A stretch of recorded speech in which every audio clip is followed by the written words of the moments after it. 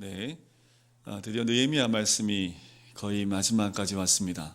12장 말씀까지 오면서 굉장히 오랜 시간 말씀을 보았기 때문에 느헤미야 말씀을 처음부터 다시 한번 짚어드리는 것이 더 좋겠다라는 생각이 좀 들기도 합니다.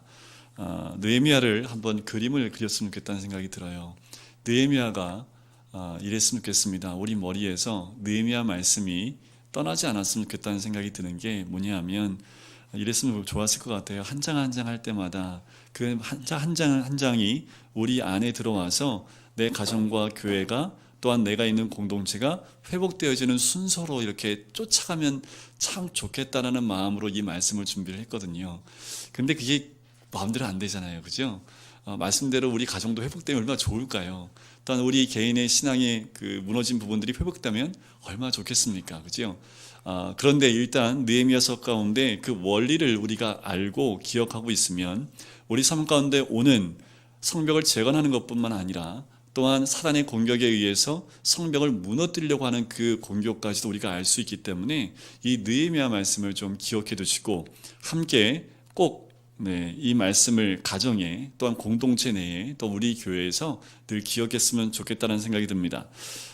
지금까지 말씀이 느헤미야서 가운데 가장 중요한 말씀이죠. 이제 그 다음 주에 보는 느헤미야 13장 말씀은 이제 본격적으로 부흥이 일어나는 부흥 운동이 13장에 기록되어 있습니다.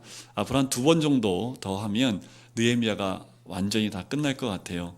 13장밖에 안 되는 이 장 안에 전체적인 하나님의 메시지가 무엇인지를 한 5가지 사건으로 제가 정리를 좀 해드릴 테니까 다른 건 몰라도 이것만 기억해 가시면 좋을 것 같아요. 첫 번째 사건이 무엇이냐 하면 폐허가 된 예루살렘 성벽의 소식을 누가 듣습니까? 느헤미야가 들어요. 느헤미야가 들면서 어떻게 합니까? 눈물 흘리며 금식하고 하나님께 기도하기 시작합니다. 그랬더니 이것이 느헤미야의 비전이 되었다라는 거지요. 그는 하나님 집인 예루살렘으로 돌아가서 불탄 성문과 회파된 성벽을 회복하겠다는 비전을 가지고 왕의 허락을 받아냅니다. 이 첫 번째 사건은요, 내 개인적인 신앙의 성벽이 무너진 것이 무엇인지를 발견해야 된다는 거지요. 이 느헤미야는 예루살렘을 다녀왔던 그 형제를 통해서 그 모든 이야기를 듣지요. 우리 개인의 신앙 가운데 무너진 성벽이 어딘지 알아야지 우리가 그것을 붙들고 기도할 수 있습니다. 또한 각 가정을 이 첫 번째 사건에서 발견을 해야 되는 거지요. 우리 각 가정들이 무너진 성벽이 어디 있는지, 또한 신앙으로 깨어져 있는 부분이 어디 있는지 같이 보고 그 부분을 위해서 금식하며 울며 기도하면 그것이 우리 개인의 삶의 비전이 될 수 있다는 거죠. 여기를 머무르면 안 되지요. 우리 교회 안에 무너진 성벽을 봐야 되겠지요. 교회만 머물러 있으면 안 됩니다. 더 나아가서 이 나라 민족의 무너진 성벽을 보셔야 되는 거지요. 더 나아가서는 전 세계 하나님이 만들어 주신 세상에 있는 모든 신앙 공동체가 흔들리고 있다면 흔들리는 그 모습을 보면서 우리가 중보로 기도하기 시작을 해야 된다는 거지요. 점점 확장되어져 갑니다. 더 넓은 것, 더 큰 것을 볼 때마다 우리 안에 하나님 주신 비전을 발견할 수 있다는 거지요. 우리가 울며 기도하고 금식하며 기도하는 것 첫 번째입니다. 그러면 우리에게 비전을 주신다는 거지요. 두 번째 사건은 불타버린 성벽을 재건하려고 할 때 누구의 공격이 있습니까? 반대자들과 공격자들이 나타난다는 겁니다. 기득권 세력이 있어요. 그 기득권 세력으로 중심으로 많은 사람들이 느헤미야가 성벽을 재건하지 못하도록 방해를 하고 음모를 꾸민다라는 거지요. 사단이 가만히 있을 수 없습니다. 우리가 신앙을 회복하려고 할 때 당연히 사단의 공격이 있고 그것을 막으려는 세력들이 분명히 있다라는 겁니다. 우리 가정에 허물어진 부분들이 회복되려고 하면 제일 먼저 사단이 그것을 막으려 한다는 거지요. 그런데 이것이 당연한 겁니다. 내가 신앙생활을 열심히 하려고 했더니 더 힘들어. 당연한 겁니다. 우리 교회가 우리 가정이 말씀으로 기도 그리고 가정 예배를 시작했더니 가정에 어려움이 더 많아. 당연한 겁니다. 왜요? 그것을 못하게 하려고 하는 방해 세력이 있다는 거지요. 우리 교회 회복하려고 하니까 교회 어려움이 더 많아요. 당연합니다. 그것을 회파하려고 하는 이간질되어지고 나눠지는 그리고 깨어지는 모습들이 나와요. 당연한 겁니다. 왜요? 세워지기 시작하니까 이것을 다시 깨트리려고 하는 사단의 계략이라는 거지요. 이 나라 민족을 보십시오. 교회들이 무너져가고 있지요. 왜요? 때가 가까이 왔거든요. 교회가 교회 역할을 감당하면 이 땅에 분명히 하나님 때가 도래합니다. 그것을 사단이 알기에 교회가 넘어지고 있습니다. 교회가 넘어지고 있다는 것은 좀 어폐가 있습니다. 목사들이 넘어지고 있는 거지요. 목사가 목사 역할을 못하기 때문에 교회들이 넘어지고 있는 거지요. 점점 확장되어져 가면 점점 사단의 세력과 또한 공격이 더 세어지고 있는 것을 보게 됩니다. 오늘 어떠십니까? 느헤미야서를 같이 공부하고 말씀 나눌 때에 공격이 있으셨나요? 그럼 내가 깨어있구나. 느헤미야를 잘 쫓아가고 있구나. 이제 왔는데, 여기까지 왔는데도 아직 공격이 있어요. 당연합니다. 사단의 공격은 끝이 없다라는 거지요. 세 번째 사건이 있습니다. 그것은 결국 느헤미야가 모든 공격을 어떻게 해요? 이겨내고 며칠 만에 완공해요? 52일 만에 성벽을 완공한다라는 거지요. 할렐루야. 이게 우리의 비전이고 또한 이것이 우리에게 희망이 됩니다. 완공돼요. 비전을 받았기 때문에 가정이 회복되고 개인의 신앙이 회복되고 교회가 회복됩니다. 과정이 있다라는 거지요. 언제 회복될까요? 느헤미야는 52일 만에 됐습니다. 이게 가능했던 이유가 있어요. 느헤미야는요, 이 비전을 이루기 위해서 모든 것을 다 잘라내버립니다. 오로지 뭐에만 집중해요? 성벽 재건에만 집중을 합니다. 다른 거 다 잘라버립니다. 다른 데 신경 하나도 안 써요. 오직 여기에만 집중을 하기 때문에 가능한 거죠. 여러분, 가정회복이 비전이십니까? 다른 거 다 내려놓으셔요. 다른 것에 신경을 빼앗기는 거 다 잘라버리십시오. 그 모든 거 다 내려놓으셔도 됩니다. 지금 이 시간에는 가정회복이 우선이라면 가정회복에 집중하셔야죠. 다른 것에 내 마음을 빼앗겨버리면 52일 만에 완공될 수 없습니다. 교회요? 마찬가지죠. 교회 회복을 위해서 한 마음이 되어지고 한 뜻이 되어져 함께 해나가면 52일 안 걸립니다. 30일만 해도 충분히 가능하다라는 거지요. 중요한 것은 비전을 받았다면 비전대로 나가야 됩니다. 그런데 우리의 마음을 빼앗겨버리면 그 비전을 성취하는 데 시간이 더 오래 걸린다라는 거지요. 그렇게 완공하고 나니까 백성들의 마음 가운데 영적인 갈급함이 생기지요. 그래서 학사 에스라를 초청합니다. 그리고 말씀을 듣기 시작합니다. 말씀을 들으니까 뭐가 보여요? 자기 자신이 보입니다. 어떤 자기 자신입니까? 영적의 눈이 떠지기 시작하면서 미움과 질투와 시기와 분노와 상처가 자기 자신을 괴롭히고 있는 것을 발견하기 시작을 합니다. 이들이 회개하고 금식하고 주님 앞에 엎드려 기도하기 시작을 하고 또 말씀을 3시간 듣고 3시간 기도하고 금식하고 또 엎드리는 모습을 보는 거지요. 말씀은 자기 자신을 직면하는 겁니다. 말씀을 받는데 자기 자신이 보이지 않아요. 회복될 수가 없습니다. 말씀은 아픕니다. 말씀을 대할수록 내 안에 있는 모습을 직면하게 되기 때문에 그 말씀 앞에서 내 자신을 직면하는 그 순간 아프지만 치유가 되는 거지요. 여러분들 이런 거지요. 몸이 골맞어요. 이거 아파서 골맞어요. 아프다고 여기 쓰다듬고 있으면 낫습니까?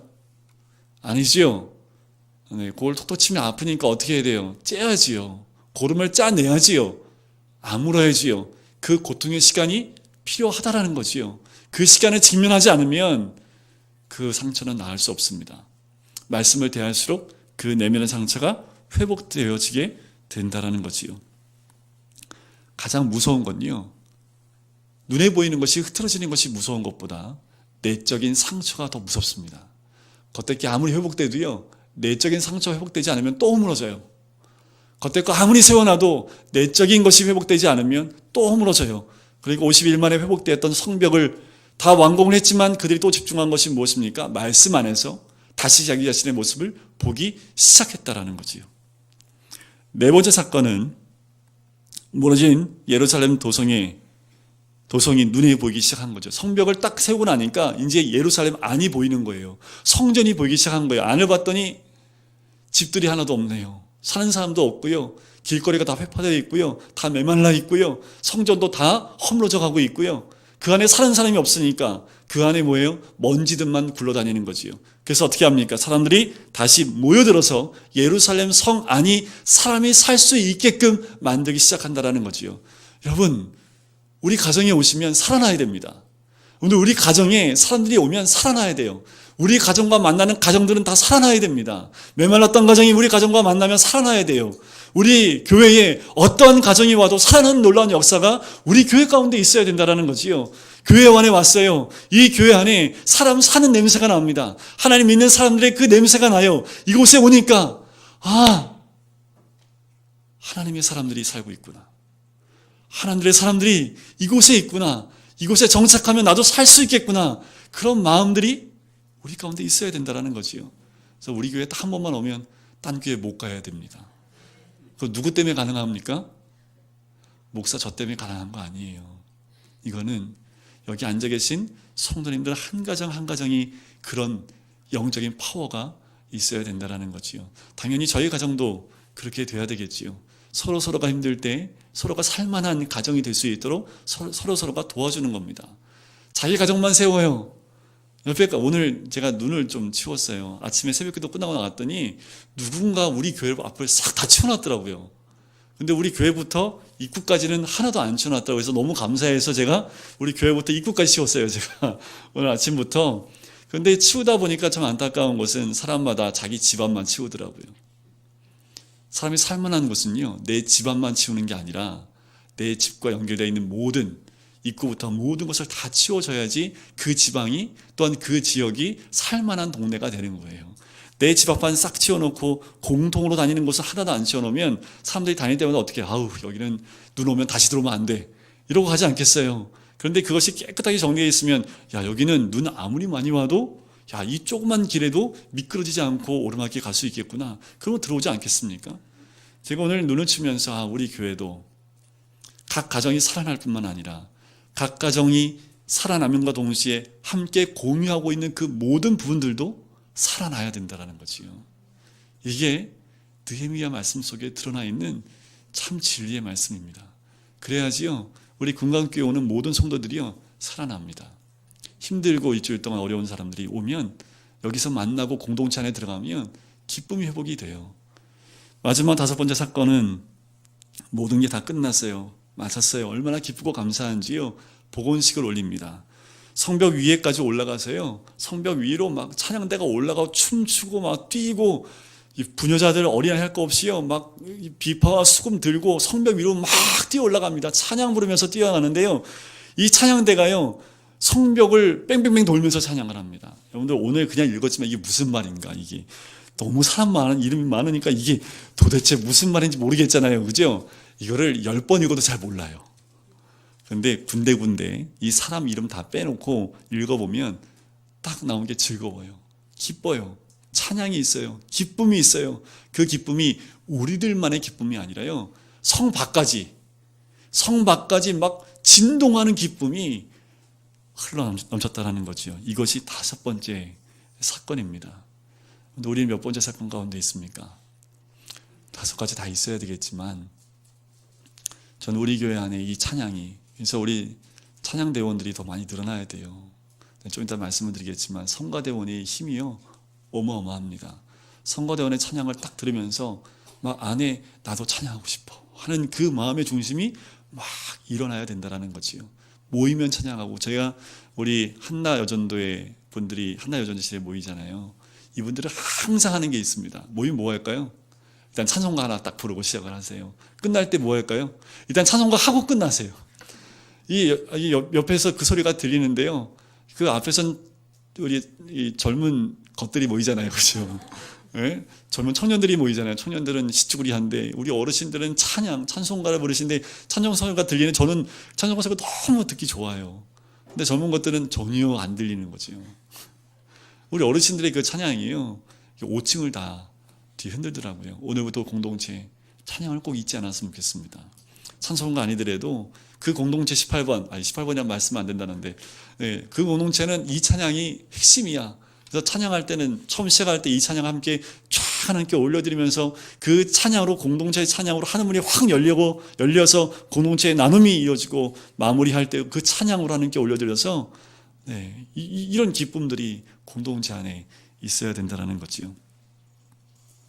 우리가 영적으로 이 느헤미야 말씀이 좀 삶 가운데 적용되었으면 좋겠습니다. 이 마지막 5번째 그 봉헌식이 오늘 우리가 읽은 12장의 주 핵심 내용입니다. 이것이 예배지요. 이들이 찬양이 너무나 기쁘고 눈물이 나서 춤을 추지 않으면 가만히 있을 수 없는 이들의 이 모습이 예배입니다. 그런데 요즘에 우리들의 교회에 있는 예배는 어떻습니까? 그냥 앉아 있어요. 얼굴에는 표정이 없습니다. 왜 그럴까? 네, 그 이유는요. 2주일 동안 그냥 살다 와서 그래요. 그리고 내 삶에 회개도 없고 내면 세계와 외면 세계가 다 흐트러져 있고 망가져 있는데도 그 모습 그대로 그냥 교회에 옵니다. 그러니까 들어오시는 얼굴들의 얼굴 가운데 뭐가 가득해요? 수심이 가득합니다. 그러면 이러면 되는 거죠. 오시면서 가정에 뭔 일이 있으시군요. 그러면 이제 돗자리 깔려고 하는 거죠. 그죠? 얼굴 수심이 있는 분들한테는 영락 없습니다. 걱정거리가 많으신가 봐요 하면 다 튀어나오거든요. 오늘 오실 땐 회개하고 이주의 삶의 기쁨을 가지고 와야 되는데 그러지 못한다는 거지요. 내면 세계가 변하고 말씀을 듣고 회개하고 외적인 나쁜 습관들을 고치고 나면요, 내면이 기뻐져요. 기쁨이 삶에 임합니다. 가만히 있을 수 없어요. 그러니까 어디로 달려와요? 교회로 달려오는 거지요. 공동체에 모이면 어떻게 빠져요? 그 기쁨 거 나눠야지요. 이번 주에 일주일 동안 받았던 그 은혜 안 나누면 내가 미치겠는데 나누기 시작을 합니다. 누가 뭐라고 해도 오늘 내가 받은 그 은혜 안 나누면 난 오늘 집에 못 가 해서 공동체에 가서 막 나누는 거지요. 그러면요, 삶의 근심이 없어집니다. 삶이 뭐 바뀌었어요? 돈이 없는데 갑자기 돈이 생긴 것도 아니고, 그죠? 여태까지 말 안 들었던 애들이 말 잘 듣는 것도 아니고, 남편이 그렇다고 여태까지 했다가 확 바뀌는 것도 아니고, 근데 내가 바뀌니까요. 그런데 내 외적인 습관들이 바뀌어서 내 안에 기쁨이 충만하니까 그게 문제가 안 되는 거지요. 그러니까 어떻게 해요? 나누기 시작을 하고 기뻐하고 즐거워하는 얼굴이 있습니다. 사랑하는 사람과 밤새워서 얘기했던 경험이 있으십니까? 지루한 줄 모르시잖아요. 그죠? 하나님 믿는 것도 마찬가지라는 생각이 듭니다. 하나님 내 마음속에 들어와서 역사하시고 나를 고치고 변화시키고 점점 하나님 뜻에 가깝게 살게 되면 그렇게 기쁠 수가 없는 거지요. 이런 기쁨 경험해 보지 않으셨습니까? 저도 고등학교 때 예수 영접하고 밤만 되면 일주일에 한 번씩 어디를 갔냐 하면 삼각산 기도원을 갔던 것, 삼각산 그 산기도를 갔던 기억이 나요. 청년 때 일주일에 한 번씩 늘 갔습니다. 가면 참 여러 가지 일들이 많습니다. 어떤 일이 벌어지냐면요, 귀신하고 싸우기도 하고요. 어둠의 영하고 싸우는 건 근데 기도하고 오면 기도했던 모든 사람들이 다 싸우고 와요, 어느 날은. 근데 어느 날은 성령 충만해서 너무나 기쁘게 내려와요. 그런 경험들. 그래서 교회에서 봉사했던 것, 제가 그래서 21살에 청년 집사를 받았습니다. 교회에서 봉사를 많이 하니까 담임 목사님이, 제 친구 아버지인데, 목사님이 너 집사 받아라. 그래서 집사 주셔가지고 청년 집사로 1월 1일 날 호명을 받았던 것도 기억이 나요. 청년회 때는 물불 안 가리고 교회 했던 모든, 요즘 다 끄떡거 다 하실 거예요. 그죠? 청년회 때 그 안 해본 경험 없잖아요. 지금도 하시는 분들 많으실 텐데, 저 때만 해도 청년회 때에는 그게 하는 게 당연한 줄 알았거든요. 성가대, 교사부터 시작해서 찬양인도 시작해서 청소부터 시작해서, 그걸 다 했던 기억이 납니다. 그런데 하고 나면 너무 힘들어서 인상 쓰고 하던가요? 아니요. 그거 하고 나면 기뻐요. 그리고 다음에 와서 또 하고 싶어요. 성가대 아침에 새벽같이 나와서 연습한다고 하면 다 나와요. 너무 기쁘니까. 그랬던 경험들이 아마 우리 모든 성도들 가운데 있지 않을까요? 그것이 얼마나 기뻤던지라는 거지요. 신앙이란 변하는 겁니다. 어제와 오늘이 달라야 되고요. 오늘과 내일이 달라야 됩니다. 작년하고 올해가 달라야 돼요. 그래서 작년 생일 때하고요, 올해 생일 때가 달라져야 됩니다. 외적으로 무너진 나의 성벽, 외적인 나의 습관, 언어, 사고방식들이 변해 나가야 된다는 거지요. 점점 뭐예요? 변해서 성숙해 가는 과정 가운데 있어야 됩니다. 비록 영적 전쟁을 겪으면서 사탄의 수없는 공격을 온몸으로 받아 넘길지라도 조금씩 바뀌어 나가는 거지요. 때로는 넘어지기도 합니다. 때로는 넘어져서 또 하나님 앞에 무릎 꿇고 회개하고 그런 경우도 있지만, 하지만 그 공격 가운데에도 조금씩 변화되는 그 모습을 보면서 나도 조금씩 변화되는구나. 나 같은 사람도 조금씩 달라질 수 있구나. 그 기쁨을 우리가 맛볼 수 있는 거지요. 성벽을 재건한 후에 이스라엘 백성들이 감사와 찬양의 성벽 봉헌식을 할 때 기뻐서 찬양드리는 그 모습, 이제 우리의 삶 가운데 이런 모습들이 조금씩 회복되어졌으면 좋겠습니다. 이들의 찬양과 이들의 예배가 어떻게 진행되어졌는지 오늘 말씀에 기록되어 있지만 한마디로 또 말씀을 드리면 기뻐 뛰며 즐거워서요 이들이 가만히 있지 않았다라는 거지요. 이 말씀을 준비하면서 태국에 있는 아주 소수 민족을 기억을 합니다. 전에 있던 교회 목사님이 그 민족에게 가서 단기 선교로 갔다 오셨는데 3시간 동안 한 번도 앉지 않는데요. 찬양을 하는데요. 한 명도 앉지 않고 모두 뛰면서 찬양을 한답니다. 악기가 없어요. 피아노도 없고요. 너무 덥기 때문에 뭐 신디도 없어요. 마이크도 제대로 없습니다. 간시 하나 있는 건 기타 하나. 그런데 그 태국이 날씨가 여름에 얼마나 더운지 아시지요? 안에 들어가면 시원한 우리처럼 에어컨이 있는 것도 아닙니다. 푹 쪄요. 그런데 1시간, 2시간 동안 찬양을 하는데 온몸이 흠뻑 젖어도요 모든 사람들이 일어나서 열광적으로 찬양을 한답니다. 그러니까 그 전에 있던 교회 담임 목사님이 앉아 있을 수가 없대요. 힘들어서 앉고 싶은데 이 사람들이 앉지 않으니까 또 말씀을 전하고 내려오면 다 이구동성으로 조금만 더 전해달라고 또 얘기를 한대요. 그러니까 목사님이 지치는데 또 올라가고 말씀을 1시간, 2시간 전하는데 단 한 명도 졸지 않고 집중하는 그 모습에 너무나 큰 도전을 받고 와서 전에 있던 교회 금요기도회를 다 뜯어 고치고 싶었다고 하면서 의자 다 치워버리고 모든 성도가 다 일어나서 그냥 끝날 때까지 찬양하고 말씀 들으면 좋겠다고 그러면 안 돼, 뭐 그렇게 마음은 먹었는데 못했다라고 말씀을 하시더라고요. 예배는 장례식장 아닙니다. 그죠? 예배는요 일주의 삶 가운데 우리의 기쁨과 우리의 삶의 변화와 그 모든 것을 가지고 주님 앞에 올려드리는 게 예배입니다. 가만히 있을 수 없지요. 그런데 우리 너무나 거룩하게 앉아서 졸고 있을 때가 더 많지 않습니까? 하나님이 정말 기뻐하시는 건요 그런 것 같아요. 우리 애들 찬양하는 모습 보세요. 저는 저희 교회 처음 왔을 때 그 선생 기도원이었던가요? 거기 가서 우리 애들 찬양하는 그 소리가요 아직도 어른 목소리보다 얘들 한 3-4명 목소리가 더 크더라고요. 쩌렁쩌렁 울리는 이 아이들의 찬양 소리 들으면서 소망을 받고 또 이 아이들 속에서 하나님이 역사하시는 그 은혜를 또 발견하기도 했습니다. 27절 말씀을 한번 보실까요? 27절 말씀을 같이 한번 읽어보도록 하겠습니다. 시작. 예루살렘 성벽을 봉헌하게 되니 각처에서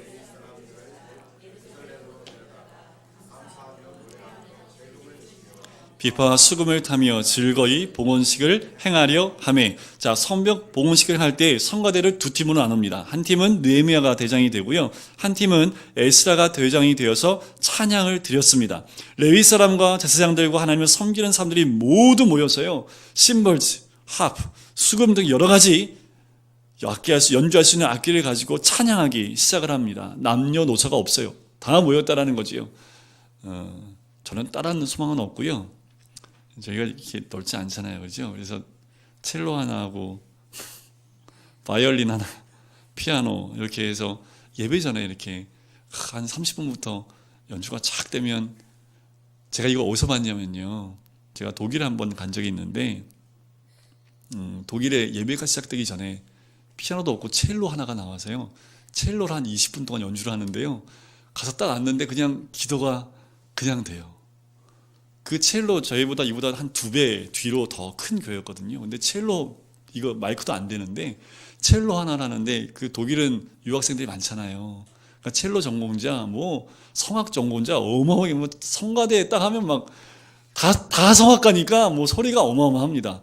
뭐 10명만 해도요 꽝꽝 울려요. 첼로를 탁 키는데 그 소망이 하나 생기더라고요. 나중에 나도 교회 하면 저렇게 첼로가 예배 전에 이렇게 연주가 되면 얼마나 좋을까. 와서 그 첼로 소리를 감상하는 사람도 있을 거고, 그 첼로 소리 들으면서 하나님께 기도하는 그 모습도 있을 거고.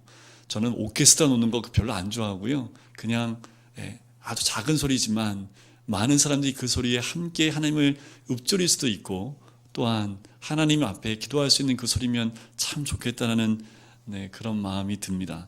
할 수 있겠지요. 우리 함께 좀 기도하면서, 저는 첼로 하나 하고 바이올린 하나면 이거 꽉 찰 것 같아요. 28절과 29절에 보면 이렇게 나옵니다. 이에 노래하는 자들이 예루살렘 사방들과 느도바 사람의 마을에서 모여들고 또 백길갈과 게바와 아스마웨 뜰에서 모여들었으니 이 노래하는 자들은 자기들을 위하여 예루살렘 사방의 마을들을 이루었습니다. 자, 노래하는 사람들, 즉 종교 제사장들이 가장 먼저 앞에 섰습니다. 그들이 없으면 축제가 제대로 이루어질 수 없는 거지요. 그들은 리더입니다. 이들이 섬기는 리더였기 때문에 이들이 앞서가면서 찬양을 할 때 모든 사람들이 함께 찬양하기 시작했다라는 거지요. 그만큼 찬양을 하는 사람들 또한 앞에 서서 리더하는 사람이 굉장히 중요하다는 겁니다. 교회가 엉망되는 방법은 딱 하나밖에 없어요. 목사가 엉망되면요 다 엉망됩니다. 여러분들 제가 엉망되면요 이 교회 엉망됩니다. 누굴 위해서 여러분들 중보기도 해주셔야 되겠습니까? 제발 우리 목사님은 엉망되지 않게 해달라는 기도를 하셔야 됩니다. 다른 거 필요 없고요. 우리 목사님 딴짓 하지 말고 말씀과 기도만 하시고 이것만 기도해 주셔도요 저는 충분합니다. 왜냐하면 한 교회 리더가 무너지면 그 교회는 무너지게 되어져 있습니다. 그래서 많은 교회 목사님들, 큰 교회일수록 목사님들이 많은 공격이 있어요. 영적인 공격뿐만 아니라 육적인 공격이 있습니다. 많은 분들이 넘어지잖아요. 넘어지니까 어떻든가요? 제가 들은 한 교회는요 8,000명에서요 2,500명으로 줄었습니다. 그럼 몇 명 없어진 거예요? 대략 5,500명이 없어졌잖아요. 그 사람 다 어디 갔을까요? 교회를 안 나가는 것 같아요. 왜냐하면 목사 때문에 교회를 나갔기 때문에 교회를 안 가더라고요. 목사에 상처받은 사람들은 교회를 잘 못 가는 그런 상황이 벌어집니다. 그런 교회들이 많아지고 있다는 거지요. 이 찬양하는 사람들이 모여서 이들이 뛰면서 찬양을 나갈 때 많은 사람들이 따라오는 그 모습이 저는 어떤 것이 연상이 되냐면 제가 어렸을 때 여름 성경 학교 할 때 어떻게 했냐면요 앞에서 북을 쳐요. 예배하기 전에. 여러분들 기억나시죠? 그리고 북 치면서 가면서 막 이제 선생님들이 막 다니면서 막 소리 질러요. 여름 성경학교 그 찬양을 지금도 제가 흰 구름 뭉게 피는 하늘에 이거 아직도 제가 기억을 할 정도로 그때 이 찬양을 막 부르면서 가요. 그러면 동네에서 사는 애들이 쫄래쫄래 뛰어나와서 그 북치는 소리에 뒤를 쫓아다니면서 한 바퀴 삥 돌고 나면 그리고 교회 딱 들어오면 교회가 꽉 찬들로 모입니다. 옛날에는 그렇게 그 주일학교 하기 전에 동네를 한 바퀴씩 돌았던 거 제가 기억을 하거든요. 지금 이런 거예요 지금 찬양대원이요. 찬양하면서 도니까 마을 사람들 뭐 연인할 거 없이 다 모여서 하나님의 찬양하기 위해서 모이는 장면이라는 거지요. 40절에 보시면 이렇게 나옵니다. 이에 감사 찬송하는 두 무리가 하나님의 전에 섰고 또 나와 민장의 절반도 함께 하였고 이제 두 찬양팀이 또한 찬양단이 하나님 집에 모였습니다. 그리고 예배가 시작되지요. 42절을 보실까요? 같이 한번 읽어보겠습니다. 시작. 또 마아세야와 스마야와 엘르아살과 우시와 여호하난과 말기야와 엘람과 에셀이 함께 있으며 노래하는 자는 크게 찬송하였는데 그 감독은 에스라 히야라. 자, 사람들이 노래를 힘껏 찬양하고 있습니다. 너무 좋아서 마음을 다해 큰 소리로 노래를 한 거지요. 43절에 보니까 끝에 이렇게 나옵니다. 부녀와 어린아이도 즐거워하였으므로 예루살렘이 즐거워하는 소리가 멀리 들렸느니라. 즐거워하는 소리, 기쁨의 소리가 성 밖에까지 들렸습니다. 또 하나의 제가 소망이 생긴 거예요. 와, 우리 교회의 찬양이 또 신고해가지고 너무 소리가 그렇다고 하면 좀 그런데 이 밤중에 저는 그런 확성기 소리 말고 저는 이런 소리가 더 멋있다는 생각이 들어요. 우리 안에서 울려 퍼지는 소리가 있습니다. 우리 교회 사람들 얼굴 보면 다 웃고 있어요. 네, 제가 눈 마주치니까 웃고 지나가면 얼굴이 굳어져 있고, 네, 그 웃음이 그 보이지 않는 찬양의 소리들이 우리 성도를 통해서 이 밖으로 퍼져나가는 거지요. 어떤 소문이 돌까요? 금강교회 성도들은 늘 웃고 다녀요. 뭐가 그렇게 좋대? 웃고 다니기 시작을 하는 거지요. 인상 쓰고 교회 들어왔는데 나갈 때 보니까 웃고 나가대. 저기 가면 뭔가 있나 보다. 뭐 이런 소리들. 여기는 소리가 나도 전화해서 경찰을 부르지 않으니까 얼마든지 큰 소리로 즐거워하며 찬양을 드렸다라는 거지요. 여자들과 어린아이들까지 즐거워하는 모습입니다. 보통 이런 찬양대회들 앞에 서면 남자들이 주로 서고요, 여자하고 어린아이는요 명수에 들지 않아요. 근데 여긴 특별히 부녀도 나오고 어린아이도 나왔다는 얘기는 한 명도 여유 없이 모두가 나와서 찬양하면서 즐거워했다는 얘기지요. 44절에 보면 또 이런 얘기가 나옵니다. 그날에 사람을 세워 곳간을 맡기고 제사장들과 레위 사람들에게 돌릴 것 곧 율법에 정한 대로 거제물과 처음 익은 것과 11조를 모든 성읍 밭에서 거두어 이 곳간에 쌓게 하였노니 이는 유다 사람이 섬기는 제사장들과 레위 사람들로 말미암아 즐거워하기 때문이라. 자, 우리는 이 말씀 안에서 11조와 첫 수확물을 기쁘게 자발적으로 드리는 모습을 보게 됩니다. 우리 예배도 이래야 되는 거지요. 나가기 싫은데 권사님 또 전화하고 어저씨 나와야 돼. 이게 아니라는 거예요. 이게 목사님이 괜히 전화하셔갖고 오늘 좀 쉬려고 그랬는데 이게 아니라는 거지요. 교회 나오는 게 어떤 모습이어야 돼요? 자발적으로, 너무나 기쁘고 너무나 즐겁게. 예배는 자발적으로 하나님 만나기 위해서, 하나님 앞에서 나의 모든 것 드리기 위해서. 그래서 교회를 와도 또 오고 싶고, 왔는데 또 오고 싶어. 그래서 아예 그냥 집을 교회 앞으로 옮길까 뭐 이런 생각도 좀 하고, 이런 게 정말 자발적으로 하나님 앞에서 기쁨이, 즐거움이, 찬양이, 성벽이 회복된 사람들의 모습 아니겠습니까? 이렇게 사람들이 모여들기 시작하면 교회는요 금세 어떻게 될까요? 그 기쁨의 소리가 우리 가정뿐만 아니라 우리 교회뿐만 아니라 이 지역을 울리게 되는 거지요. 울림이 있는 겁니다. 우리가 소리를 내지 않아도 우리 공동체 안에 그 울림이 퍼져나간다는 거지요. 울림은요 눈에 보이지 않지만 이렇게 화음이 퍼져나가듯이 울림이 퍼져나갈수록 어떨까요? 잔잔해집니다. 그리고 듣기 좋아지지요. 울리지 않으면 여기서는 생소리로 끝나는데, 이게 뭐라고 표현을 해야 돼, 이게. 그죠? 그 있잖아요. 그 화음을 딱 맞으면 여기서 듣기 좋은데 점점 그게 울림이 퍼져나가면 더 은은해지고, 뭘로 말을 표현해야 될지. 여러분들 아시겠죠? 뭔지. 몇 분이 끄떡끄떡 안 해가지고 이제 직접 제가 여기서 노래를 부를 수도 없고. 네. 여러분들 그 울림이요 저 멀리 퍼지면 퍼질수록 어떻게 더 은은하거든요. 그 은은함이 우리 교회 안에 있었으면 좋겠습니다. 그 은은함은요 공동체 안에서 나와야 되고요, 우리 여기 있는 한 분 한 분의 그 몸짓과 그 목소리와 그 모든 것을 통해서 그 울림이 시작된다는 거죠. 여러분들 기대 안 되세요? 저는 말씀 준비하면서 기대가 되는 것이 있어요. 뭐냐면 이미 그 울림이 시작되신 분들도 있거든요.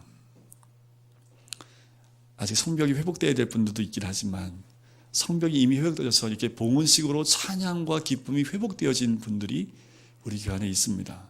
그분들로 인해서 점점 그 울림이 더 많은 분들에게 나누어지게 될 줄 저는 믿습니다.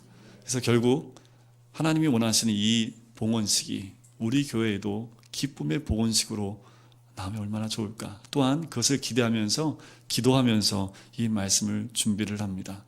우리 모든 성도님들이 금요기도에 나오신 거 참 잘하신 거예요. 저한테 힘이 되고요, 또한 이 시간이 우리 안에 진정한 회복이 있는 시간이 되는 거지요. 오늘 제가 1단계부터 5단계까지의 느헤미야의 이야기를 좀 말씀을 드렸습니다. 과정들이 좀 기억나시나요? 제가 다음에도 또 이 말씀을 드릴 거예요. 왜냐하면 여러분들 머릿속에 확 들어가야 되니까. 이 원리가 확 들어와서 어떤 어려움이 와도 내가 회복되고 있구나, 사단이 나를 또 흔드는구나, 내가 여기서 버텨야지, 이걸 뛰어넘어서 더 집중해야지, 그래야지 성벽이 완공되고 또 이렇게 봉헌식을 올릴 수 있고 기쁨을 함께 나갈 수 있겠구나 하는 그 소망함이 우리들 모든 성도님들 가운데 있기를 주의 이름으로 간절히 축원드립니다.